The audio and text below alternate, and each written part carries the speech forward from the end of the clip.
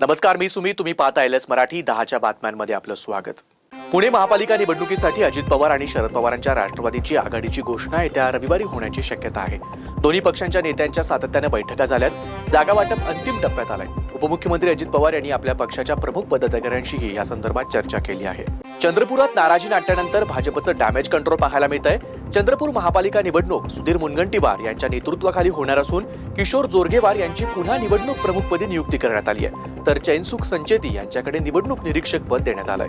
मुख्यमंत्री देवेंद्र फडणवीस यांनी गुरुवारी दिवसभर पक्षातील वरिष्ठ नेत्यांच्या वर्षा बंगल्यावर बैठका घेत मुंबईतील 70% तर पुणे आणि पिंपरी चिंचवड महापालिकेसाठीच्या जवळपास 100% उमेदवारांची नावं पक्की केली आहेत, असं खात्रीलायक सूत्रांनी सांगितलंय. मुंबईतील 2 जिल्हे आणि उत्तर महाराष्ट्रातील नाशिक, अहिल्यानगर, जळगाव, धुळे आणि मालेगाव या महापालिकातील उमेदवारांची नावं शुक्रवारी निश्चित केली जाणार आहेत. महापालिका निवडणुकीसाठी ठाकरेंच्या शिवसेनेचे बहुतांश उमेदवार मंगळवारी अर्ज भरणार आहेत.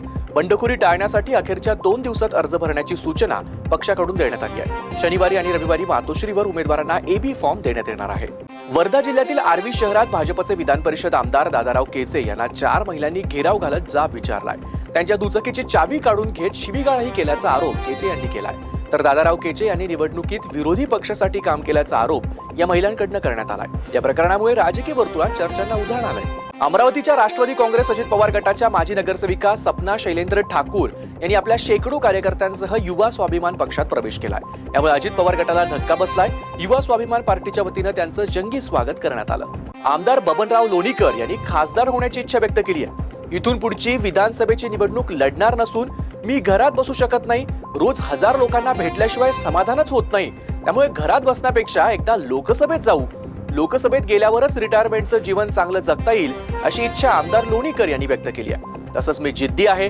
सरपंच, सभापती, आमदार झालोय, मंत्रीही झालोय. आता एकदा खासदार व्हायचंय अशी इच्छा आमदार बबनराव लोणीकर यांनी कार्यकर्त्यांसमोर व्यक्त केली आहे. आमदार रोहित पवारांच्या वाहनाची पिंपरी चिंचवडमध्ये तपासणी करण्यात आली. यावेळी सत्ताधाऱ्यांच्या बॅगा तपासल्या जात नाही, आमच्या रिकाम्या गाड्या तपासल्या जातात अशी टीका रोहित पवारांनी केली आहे. रेल्वे मंत्रालयानं गुरुवारी प्रवासी भाड्यात वाढ करण्याची अधिकृत अधिसूचना जारी केली असून नवे दर आजपासून लागू होणार आहेत.